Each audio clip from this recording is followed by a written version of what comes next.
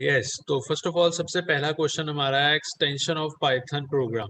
हम सभी को पता है इसका आंसर, और ये जो यहाँ पे आंसर मेंशन भी है, डॉट पी वाई को ही 100% स्टूडेंट्स ने सिलेक्ट किया है। तो यस, एक्सटेंशन है पाइथन की डॉट पी वाई। अब आप ऑब्जर्व करो, जब भी ऑब्जेक्टिव क्वेश्चन पूछे जाते हैं ना, थोड़ा सा सिमिलर एग्जांपल्स देने की कोशिश करते हैं। Options, for example dot Python लिखा हुआ है, तो कुछ ऐसी एग्जाम जो ऑप्शंस होंगी उनसे बचने की जरूरत है आपको, राइट, क्योंकि यही आपको कंफ्यूज करती हैं। अब नेक्स्ट है हमारा question, in which language is Python written. तो यहाँ पर भी 98% यहाँ पर मेंशन कर रहे हैं, मतलब 51 में से 50 स्टूडेंट्स ने आंसर दिया कि पाइथन जो है वो सी लैंग्वेज में बनी हुई है, और 1% स्टूडेंट कोई गलत आंसर दे गया जिसने कहा है कि पाइथन पीएचपी में बनी है। पीएचपी में पाइथन नहीं बनी, सी प्रोग्रामिंग लैंग्वेज जो है उसकी हेल्प से पाइथन को क्रिएट किया गया, राइट। तो ये हमारा सेकंड क्वेश्चन था। ऑब्वियस है, अब सभी को इसका आंसर पता था और सभी ने ठीक भी किया है। नेक्स्ट मूव करें तो what what do we sorry what do we use to define a block of code in Python language. तो ये क्वेश्चन थोड़ा सा ट्रिकी था। अब देखो, ऐसा कोई भी क्वेश्चन अगर आपको एग्जाम में दिखता है, class wait a second, okay, ऐसा कोई भी क्वेश्चन अगर आपको एग्जाम में दिखता है तो आपको उसको ध्यान से उसको जो उसका क्वेश्चन है उसको पढ़ने की जरूरत है, राइट। अगर आपको, मैं अगर जनरली बात करूं तो मैंने 20 मिनट्स का टाइम दिया था।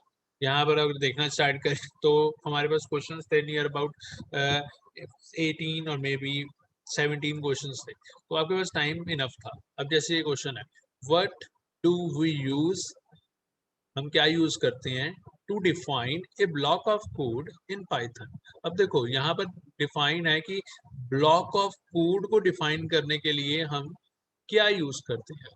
अब ब्लॉक ब्लॉक कहूँ या अगर मैं कहूँ कि बॉडी बोलूँ इसको, या मतलब जब हम कोड को कोई डिफाइन करने लगते हैं किसी भी तरह का, तो हम क्या यूज करते हैं। यहाँ पर ऑप्शंस में था सबसे पहले की, तो की बिल्कुल भी आंसर नहीं है। अभी हमने की वाली चीज कोई भी पाइथन में नहीं की। की होती है किसमें होती है, जब हम डीबीएमएस यूज करते हैं, ठीक है, तो वहां पर कीज का रोल आता है। उसके बाद ब्रैकेट्स, ब्रैकेट्स होती हैं, यस। सी प्रोग्रामिंग की बात करें तो वहां पे ब्रैकेट्स का यूज होता है, कर्ली ब्रेसेस का यूज होता है। सिमिलरली और प्रोग्रामिंग की बात करें तो होता है, बट पाइथन में इंडेंटेशन का यूज किया जाता है। इंडेंटेशन का मतलब होता है हम दो डॉट्स लगा देते हैं जिसे हम बोलते हैं कॉलन, और जब हम कॉलन लगा देते हैं उसका मीन्स होता है कि अब हमारा जो ब्लॉक ऑफ कोड स्टार्ट होने वाला है। तो यही पूछा गया है कि क्या हम यूज करते हैं ब्लॉक ऑफ कोड को डिफाइन करने के लिए पाइथन लैंग्वेज के अंदर। तो सिंपल है, क्या यूज कर रहे हैं हम, कॉलन यूज कर रहे हैं। उसके बाद हम मूव कर रहे हैं, विच of the following is not a keyword in Python language. तो कौन सा इनमें से कीवर्ड नहीं है पाइथन में। सबसे पहले था इफ कीवर्ड है, इफ को यूज करते हैं तो 0% सही है बिल्कुल। एल्स, एल्स भी कीवर्ड है, but I don't know why 6 students ने एल्स को कीवर्ड नहीं मार्क किया।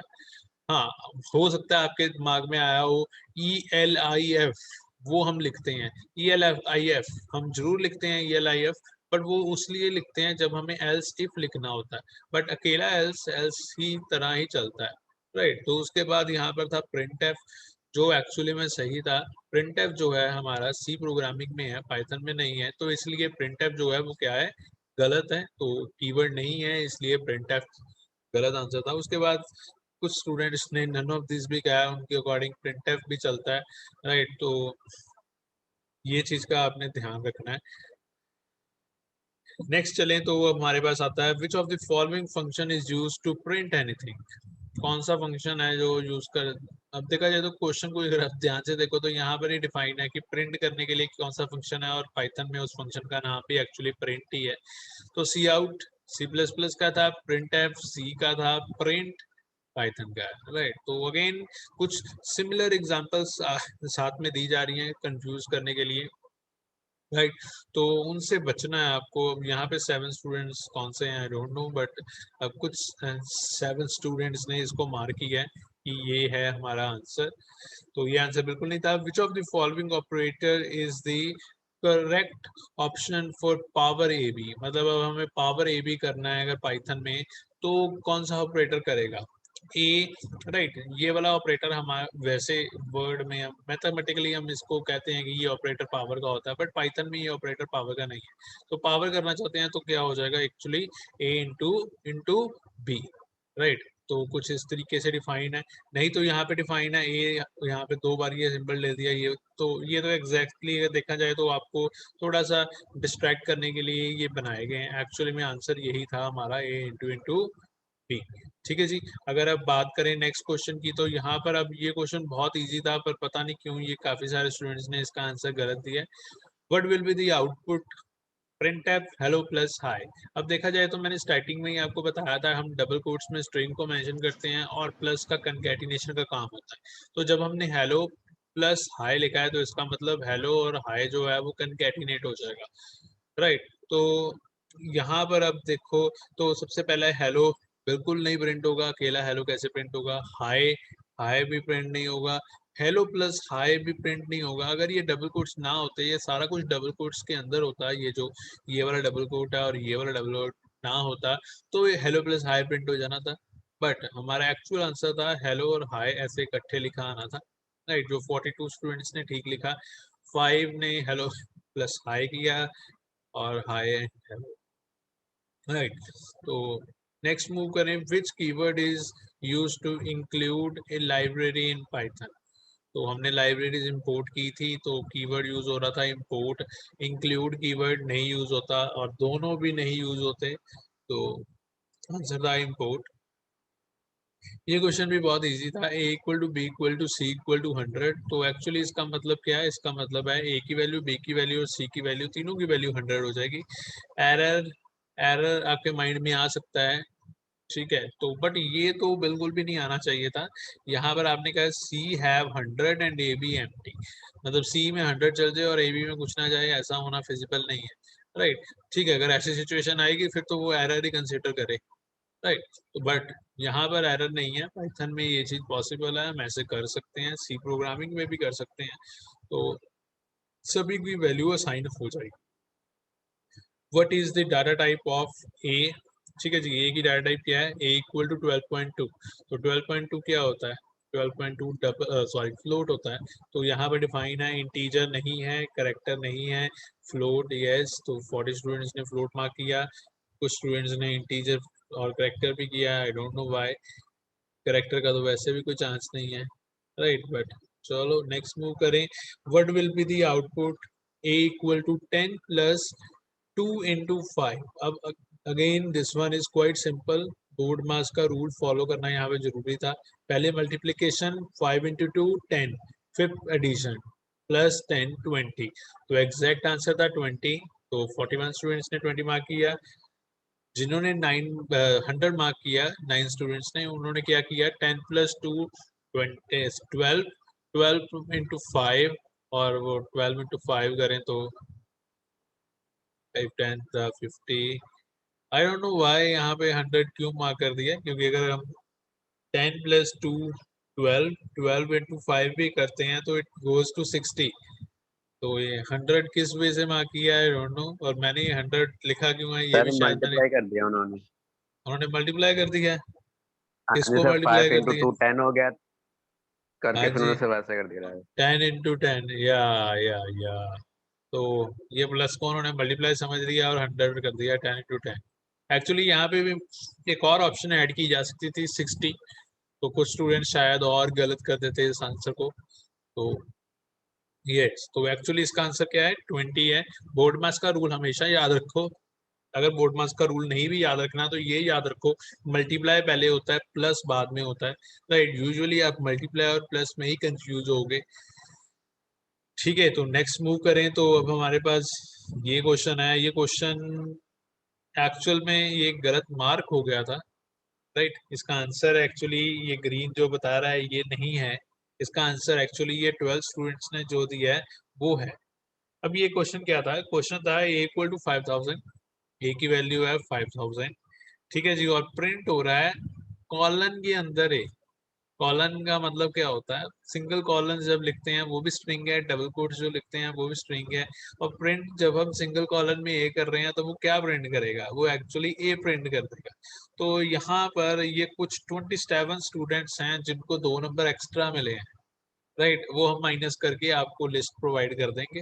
और 12 स्टूडेंट्स हैं जिनको 2 नंबर कम मिले हैं, राइट, उनके 2 नंबर बढ़ा के हम आपको लिस्ट प्रोवाइड कर देंगे, राइट। तो एक्चुअली इस प्रोग्राम की आउटपुट क्या आनी चाहिए थी, इस प्रोग्राम की आउटपुट आनी चाहिए थी नन ऑफ दिस, मतलब ए प्रिंट होना चाहिए था। एरर 12 बच्चों ने एरर बताया, 27 ने बताया 5000। अब ये 27 ने 5000 आंसर देख के बताया, क्यों बताया आई डोंट, या उनके माइंड में यही आया होगा कि ए इक्वल टू 5000 और प्रिंट ए की बात कर रहे हैं तो ए की वैल्यू प्रिंट हो जाएगी, राइट, बट ए की वैल्यू नहीं प्रिंट होगी। कॉलन कॉलन्स डले हुए हैं, इसकी वजह से क्या प्रिंट होगा, अकेला ए प्रिंट। तो विच of the following is correct string assignment, तो यहाँ पर क्या था, नेम इक्वल टू असाइन नाम। तो अब ये 6 स्टूडेंट्स के माइंड में आया कि शायद असाइन नाम का फंक्शन होगा जो वैल्यू असाइन कर देगा, बट हो सकता है, बट अब ध्यान से अगर आप देखो तो असाइन अगर फंक्शन भी होता तो उसके अंदर नाम डबल कोट्स के अंदर आना चाहिए था, राइट। तो ये क्वेश्चन, ये ऑप्शन गलत होगी। नेम इक्वल टू राम, यहाँ पे 0% है, किसी ने नहीं इसको हम नहीं दी, तो एक्चुअली बिल्कुल नहीं देनी चाहिए, क्योंकि अगर जैसे ही हमने इसको लिखा है ऐसे ही तो इसे एज ए वेरिएबल कंसीडर करेगा और देखेगा राम नाम का वेरिएबल नहीं है तो वो एरर शो कर देगा। Name equal to Ram double quotes के अंदर, तो एक्चुअली ये था आंसर जो 41 स्टूडेंट्स ने सही दिया और कुछ स्टूडेंट्स ने कह दिया नन ऑफ दीज, तीनों ऑप्शंस गलत हैं, तो का आंसर भी गलत हो गया। तो नेक्स्ट मूव करें, ID stand for again 51%, integrated development environment सही है। व्हाट इज इंडेंटेशन, अब ऊपर आया था इंडेंटेशन, यहाँ पर एक डेफिनेशन पॉइंट ऑफ व्यू से पूछा गया। Indentation refers to the space at the beginning of the code line, तो कोड जब स्टार्ट हो रहा है तो वहां से स्पेसिस को इंडेंटेशन बोला जाता है। तो यहाँ पर बस वही डेफिनेशन में एक दो चीजों को चेंजेस किया और कई बच्चों ने ये मार्क कर दी है, राइट। तो what will be the output, right, ये क्वेश्चन, इसकी फोटो अब दिखा नहीं रहा है ये, तो एक्चुअली में ये क्वेश्चन थोड़ा डिफिकल्ट क्वेश्चन था जिसमें 28 स्टूडेंट्स ही ठीक कर पाए हैं और 8 7 और 8 ये कुछ गलत में फंस गए। We will see this program, देखेंगे अभी हम। Again what will be the output, ये 2 लास्ट हैं, बाकी आपने कईयों ने अपनी आईडी प्रॉपरली नहीं बताई जिसके कारण मैं आपका ट्रैक नहीं कर पाया कि आपने कितने टाइम पे सबमिट किया। रोल नंबर आपको मेंशन करना था, जिन्होंने मेंशन किया है उनकी टाइमिंग मैंने नोट कर ली है। क्वेश्चंस में आ रहा हूँ वापस में, यहाँ से हम देखते हैं वो लास्ट 2 क्वेश्चन। तो ये था पहला, what will be the output. अब ये देखो बहुत ही सिंपल सा क्वेश्चन था, इसमें कुछ एक्स्ट्रा अवेलेबिलिटी नहीं थी, कुछ डिफिकल्ट चीज नहीं थी, बस थोड़ा सा प्रेजेंस ऑफ माइंड चाहिए था जो आपने नहीं दिखाया। ये क्वेश्चन 10 मार्क्स में, मतलब 5 मार्क्स में था, जिसको मैंने डबल करके 10 पॉइंट में कन्वर्ट कर दिया था।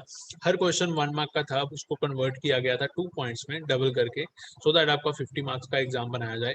अब यहाँ पर अब देखो, सबसे पहली चीज यहाँ मेंशन है a इक्वल टू 50, ए में 50 है, बी में क्या है 42, बी में है 42, 2 चीजें हैं, ठीक है जी। अब तो चेक कर रहा है कि जो ए है वो 100 से कम है, बिल्कुल कम है, 50 100 से छोटा है। अब अंदर आने के बाद क्या प्रिंट हो जाए, a-1, 50 माइनस 1, 50 में से एक गया, कितना आ गया 49, ठीक है जी। 50 में से एक गया, हमारे पास आ गया 49।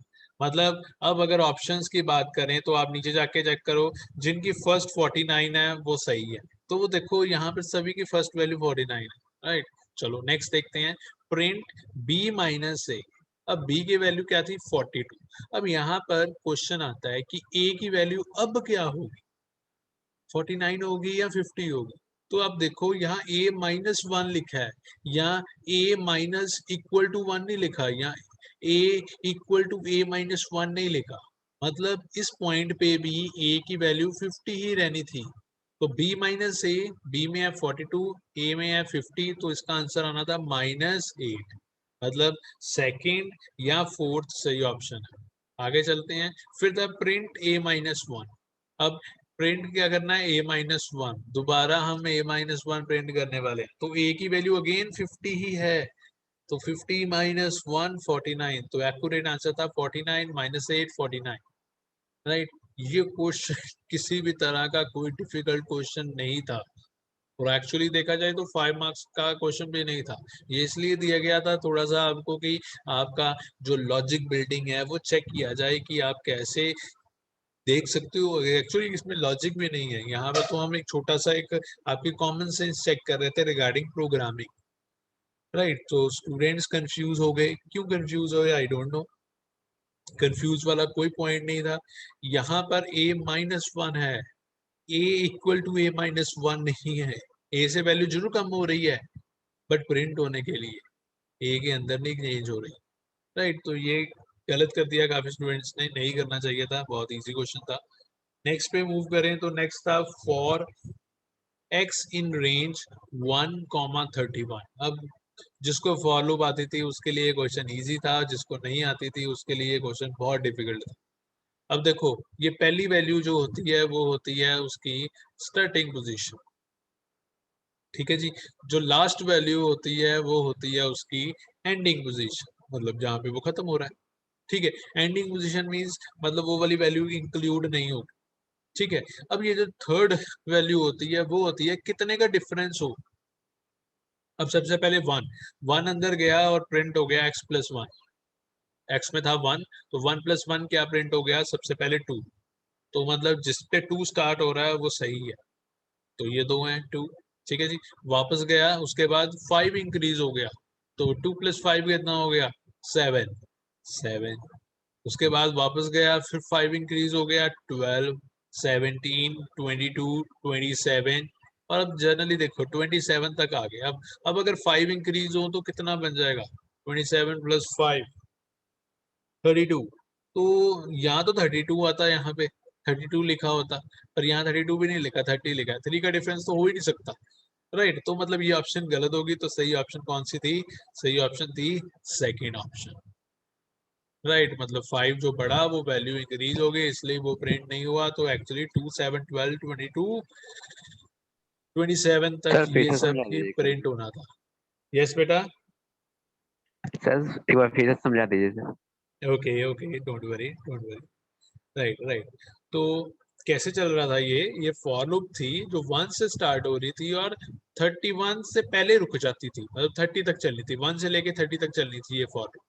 उसमें डिफरेंस आना था 5 का। सबसे पहले 1 पे चली, अंदर गया, 1+2 कितना हो गया, 1+1 कितना हो गया 2, तो आउटपुट आ गई 2। फिर ऊपर गया, ऊपर जाने के बाद 5 वैल्यू इंक्रीज हो गई, 1 से इंक्रीज हो गए वो 6 बन गया, तो नीचे आया 6+1 7, तो 2 के बाद क्या प्रिंट हो गया 7। फिर ऊपर गया, ऊपर जाने पे 6 की वैल्यू इंक्रीज होके क्या बन गई 11, तो 11 नीचे आया, 11+1 क्या बन गया 12। सिमिलरली सब एंड तक जाके क्या बन जाना था 26, 26 पे उसने क्या करना था नीचे आके 26+1 27। अब जब ऊपर जाना था 26+5 करें तो कितना होता है 31, तो 31 एक्सक्लूड होता है, एक्सक्लूड होता है मतलब बाहर होता है, तो 31 पे ये लूप नहीं चलनी थी, तो इसने क्या कर देना 31 पे एंड कर देना था और वही वैल्यू रिटर्न कर देनी थी जो वो हमारी बननी थी, ये वाली वैल्यू 2 7 12 17 22 27। तो इस प्रोग्राम की अगर आउटपुट की बात करें तो यही आउटपुट है जो हमारी ठीक है। तो दैट वाज इनफ, जो हमारा पेपर था वो सारा मैंने एक बार आपसे डिस्कस कर दिया।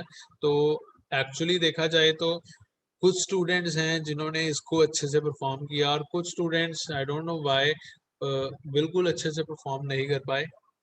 मे बी उसका रीजन वो 2 क्वेश्चन हो सकते हैं, क्योंकि वो 2 क्वेश्चन काफी ज्यादा मार्क्स के थे जिसकी वजह से आपके मार्क्स कम हुए हुए हैं।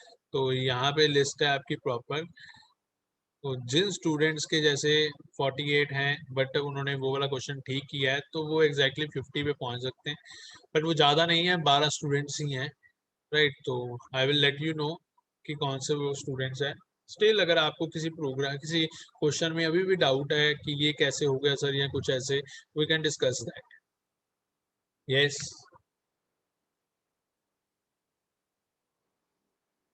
No doubt. All clear, sir.